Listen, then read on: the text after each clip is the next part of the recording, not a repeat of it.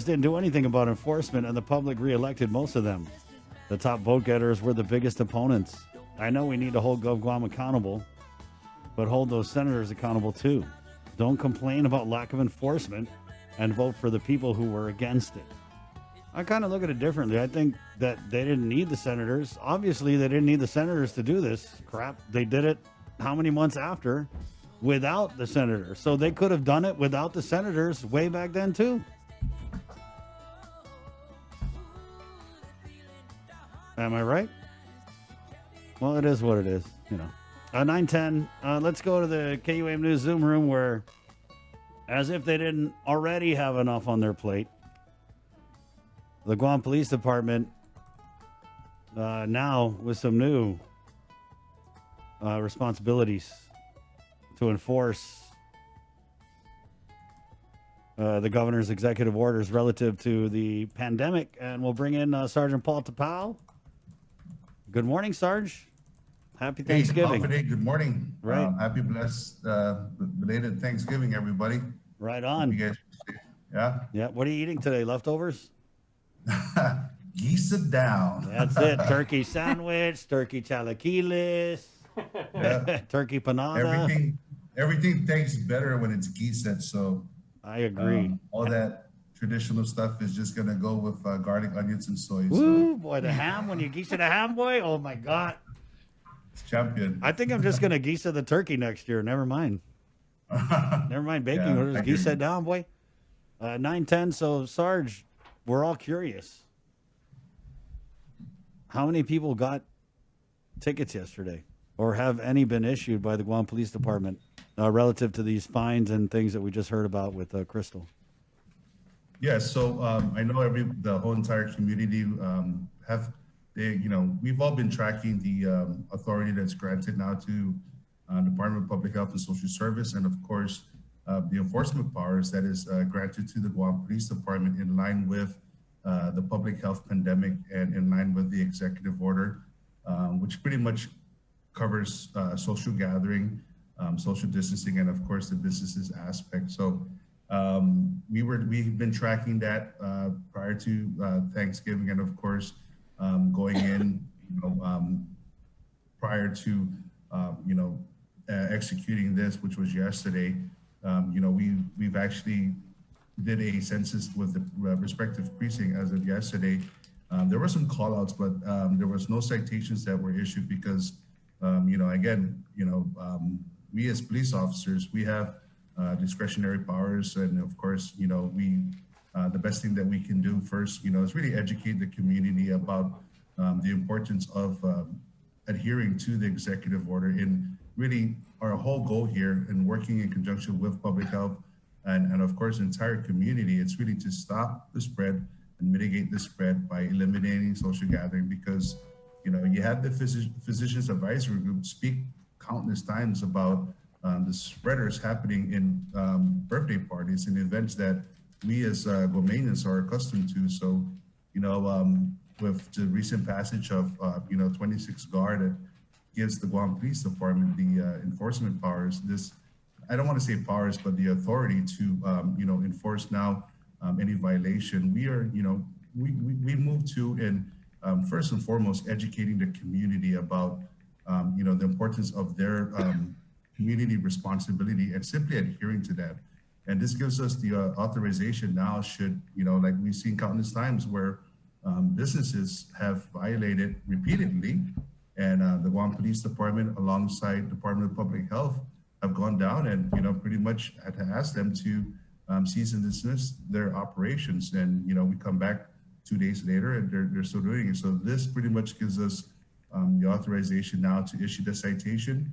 And of course, there's a fine associated with each citation that's issued to either the responsible homeowner that is hosting an event with, a violation of the five per household, or any business establishment that may be found in violation of the executive order. So as of yesterday, we did respond to, I know we had an incident in Dedido precinct there. I do know that they were counseled, and of course they were asked to, refrain from that social event that they were a part of. So I'm not counting or tracking any citation that were issued during the Thanksgiving festivities yesterday. So, we've briefed our officers. We've had briefings with the command. We had a command staff meeting earlier this week in regards to moving forward with the issuance of citation for any social violation, of course, of the executive order.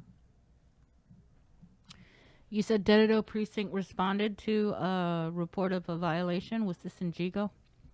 Yeah, it was a social gathering, I think at a residence. But again, our officers, we have the authority to use discretion, and of course, our main goal really is to educate first the community about what the purpose of the the issuance of the citation for violating during this pandemic. So they were able to get compliance from the homeowner, and of course, it pretty much was just a good counseling, and of course, a good providing that talking to. educational platform. Right now. How big of a social gathering are we talking? I don't know. I think it was called in more, with the numbers exceeding of that of the recommended 5 per household, or 5 in a household. So the magic number is 5. So for us to get the call out there, it really shows the concerns from the community, because the information came in from the community. So there's people that are want to adhere to, of course, the what's happening with the pandemic, and of course how we as a community can help mitigate and stop the spread. Mm-hmm. So what about if it's a household of 8, or you have situations like at Gilbaza, where it's been repeatedly said you have families living in one household? How does that work out if somebody? So long as they are a part of that household, so you can have multi-generational families living in that house. Anybody outside of that household, this is where it gets, this is where the confusion comes in.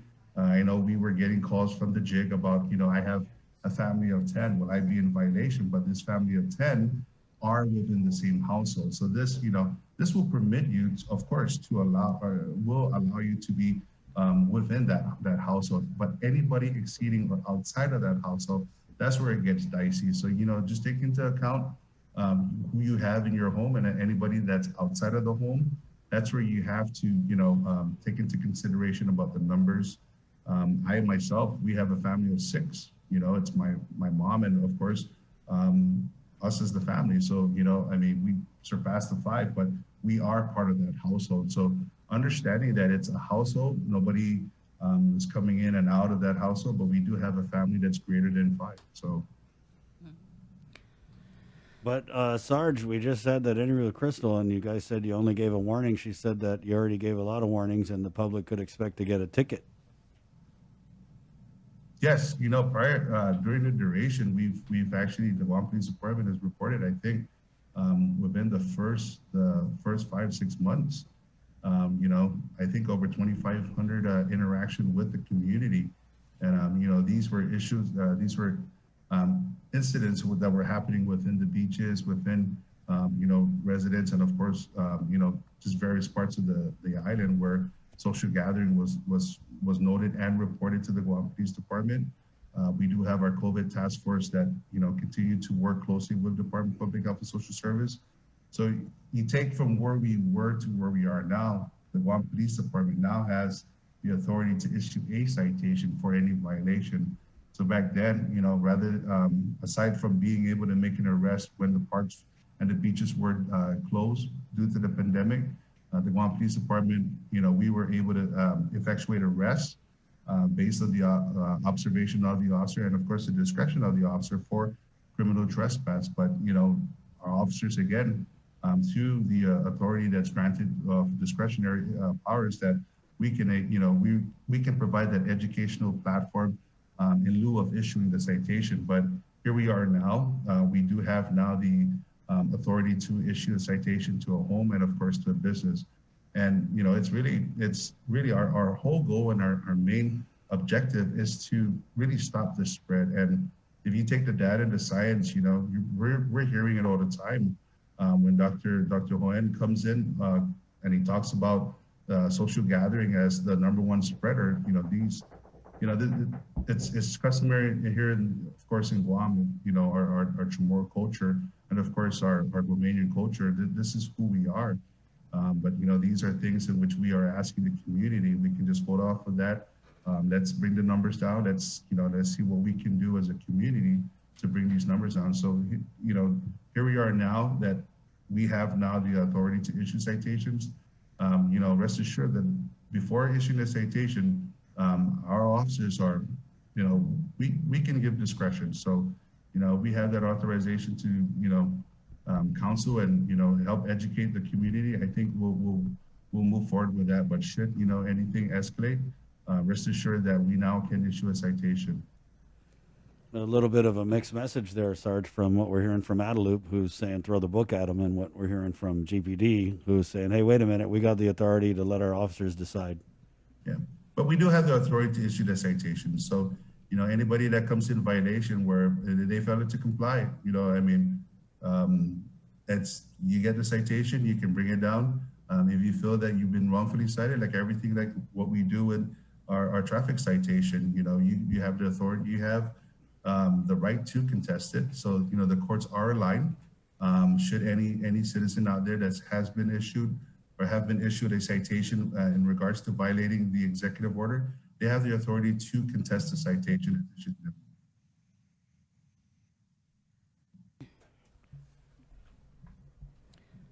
So no calls for complaints or anything like that from businesses though yesterday. It's all just that one in Gigo. As of yesterday, no. Only the incident that happened up in Gigo. So, we're anticipating this. I just came from speaking to the district commander and, of course, to the shift supervisor here and the shift here at the Central Precinct. So, getting a tally of what happened yesterday within the Central region. It was pretty, people were pretty much in compliance with the executive order. Mm-hmm. But, moving forward, these are, where we have the authorization to issue the citation, like I said, should it deem necessary, then our officers will issue that citation. Mm-hmm. Well, what about the training for public health? How long is it going to take? Because according to Crystal, they needed to be trained up on the issuing of these citations. So GPD is training. Who are they training? The inspectors or who? I don't know in that aspect. I do know that the chief was mentioning that we are going to be spinning up their side of the house, public health, in regards to training and how to issue a citation, because it's not just writing the citation, but also understanding the substance behind it, which is covered under the Guam Code annotated, and also being able to testify in court should the citation be disputed. So, the author of the citation needs to adhere and understand how to properly write a citation, understand the context behind the citation, of course, the definition and the meaning, and also be able to testify in court, mind you, to discuss and dispute or any citation that's being disputed by a citizen. So that's the time frame in which that's what pretty much what encompasses an officer that is able to issue a citation. In regards to the training, I don't know how long it's going to take, whether it's an 8-hour course, whether it's a 4-hour course or a 2-day course. And of course, you're going to have officers shadow. We do have our COVID response team that can, of course, shadow the respective personnel from Department of Public Health and Social Service in the event where, it's still part of the training. It's how do you, effectively engage the community and properly issue the citation. Right. So that, it still consists of part of the training. Pretty much like a PT. What are you guys, do you guys have like a special COVID-19 citation book that you or ticket book, or are you using the ones that you guys usually do when you issue citations? Because if that's the case, is that the same citation ticket books that you're going to give to public health? Yes, it's pretty much the same, but it has to, within the citation book, you have to indicate the subsection and the violation and the date of occurrence. So you have the location, the person that's receiving the citation, and of course the subsection.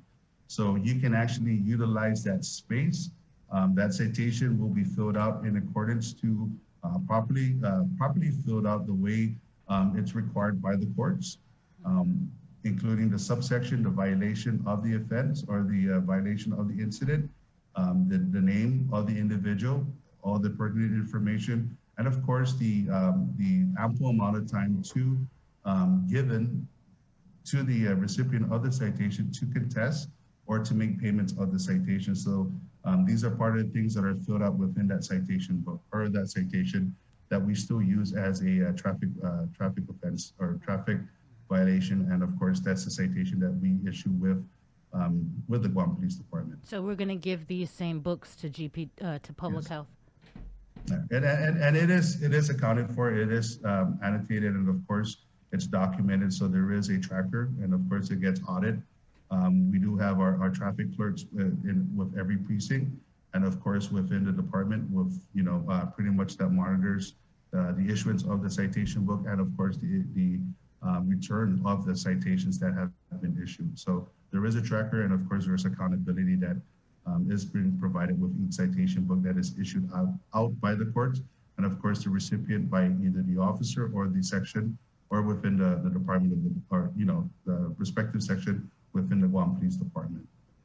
Sarge, did you get paid? Because we just got some tips that it's a payless payday for all GovGuam line agencies because of a system crash since Monday with data management. I haven't checked my I'm the paperless, so I haven't checked my savings account or my electronic banking. So I will check. Did you hear about it though? I'm sorry? Did you hear about it though? No. My wife works for the UE. I think she got paid Wednesday before the holiday. Yeah. So, like I said, I usually check the Friday, the day after Thursday, the day of the payday. So I haven't checked, but we'll see. We'll see if it's been loaded into my account. Okay. Yeah, I messaged Mr. Bunn. Me Just too. waiting. Right, yeah. We both. Yeah. Yeah, that's what we're hearing from just a bunch of GovGuam employees is that it's a payless payday and that DOA is scrambling to try and resolve this situation by issuing manual checks. So Yeah, we've had issues before with the direct deposit.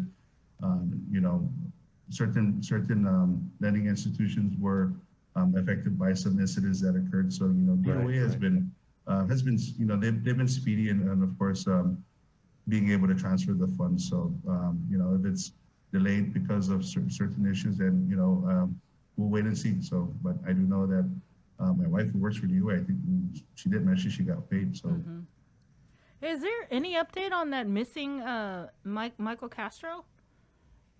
It's still classed as a missing person. So we're still moving forward with that. As I mentioned to before in the past, we're still moving and we're still asking for anybody that can help us. This is a case in which we are asking the community, like all other cases, we ask the help from them because they can provide that critical information. But in regards to Michael Castro, we are still moving forward with a missing persons complaint. What about the cop-involved shooting in Tamuning? It's still ongoing.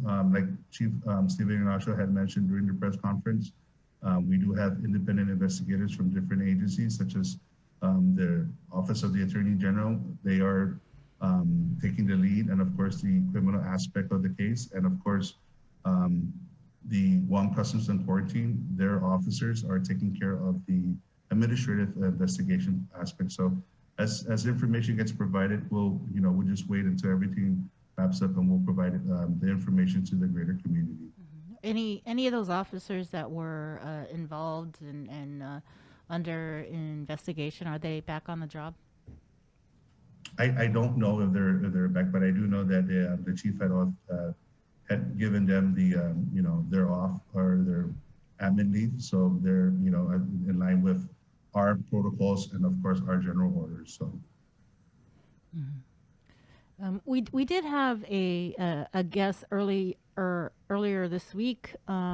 They are the family members from the shooting in Manila that occurred in December of last year, and they were really, really upset and frustrated that they haven't really seen any progress with the homicide investigation into what's one's last name? Juan Uggan, Yeah. right?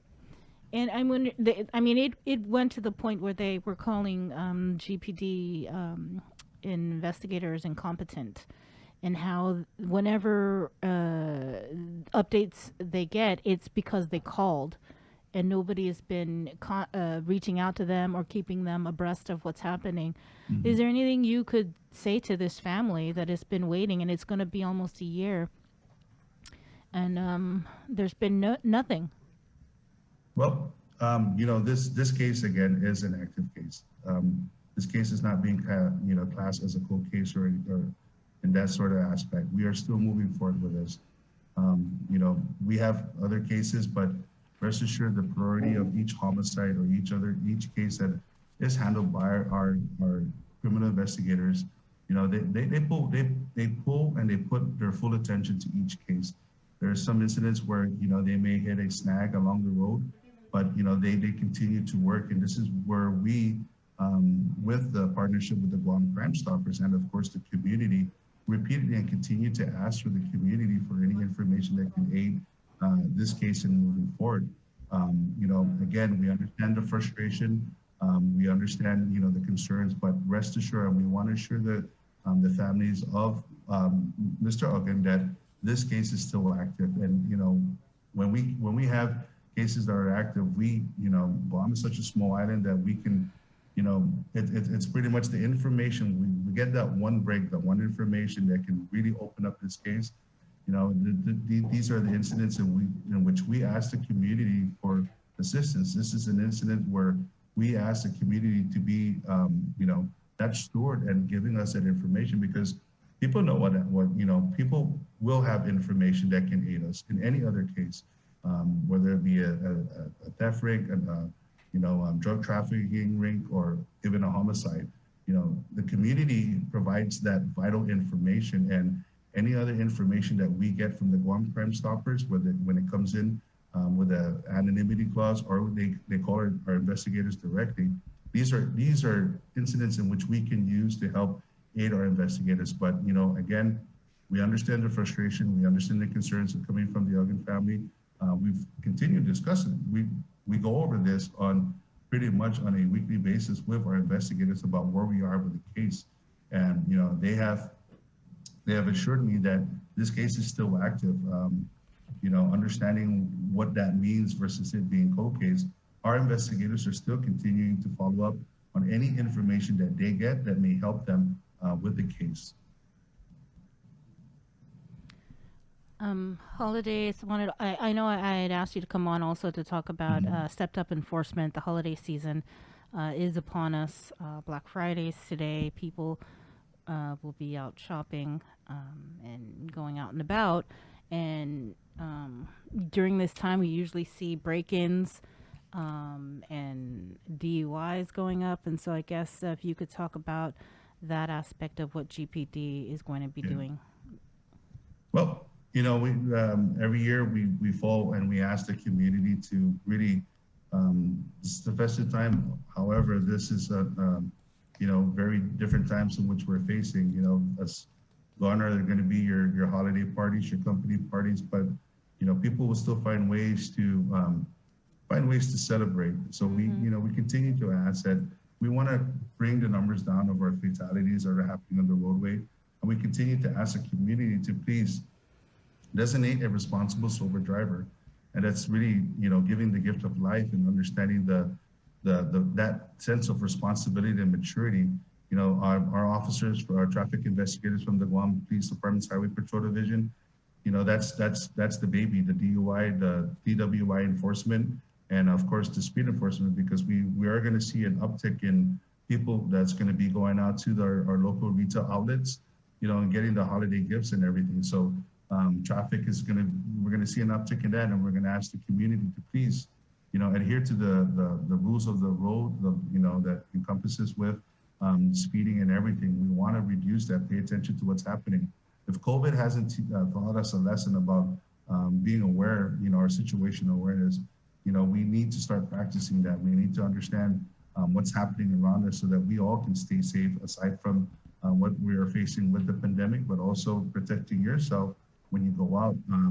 We are, since COVID operation and of course, customary moving into the holidays, we've always beefed up our patrol efforts. We are operating out of a 1, and 6 operation, which consists of a supervisor, a desk watch, and 4 officers that are out in patrol, or 6 officers that are out in patrol. So, these are extra bodies that we have. We have, available. We've purchased new vehicles, so you're seeing more of the police presence. And, we do have our COVID task force that operate in a 24-hour operation. So the presence of the Guam Police Department is, you can see it out in the community. But again, we ask the community to do their part and really be responsible, mature adults in decision-making skills about drinking and driving, and of course, how you celebrate and how we deal with the pandemic moving forward with the holiday. We do have enforcement authorization to issue citations. Our officers will be out there, so please just really make responsible choices when you celebrate the holidays. All right, thanks. Thanks, Sarge. Thanks, Paul. Right. Absolutely, anytime. Again, really, we're going to close off 2020. It's really starting to look good in the end. We're getting good results from 3 vaccines that are coming in, and we can do this. If we all do our part and really just keep our guard up and just take care of one another, take care of yourself, and of course the people that you care about, but really take care of other people by doing your part, wear your mask, maintain social distancing, and really adhere to the executive order that really works in keeping the community safe. All right. Thank you, Sarge. Thanks, Paul. Stay Thanks, safe. guys. Take You care. too. Be safe. God bless.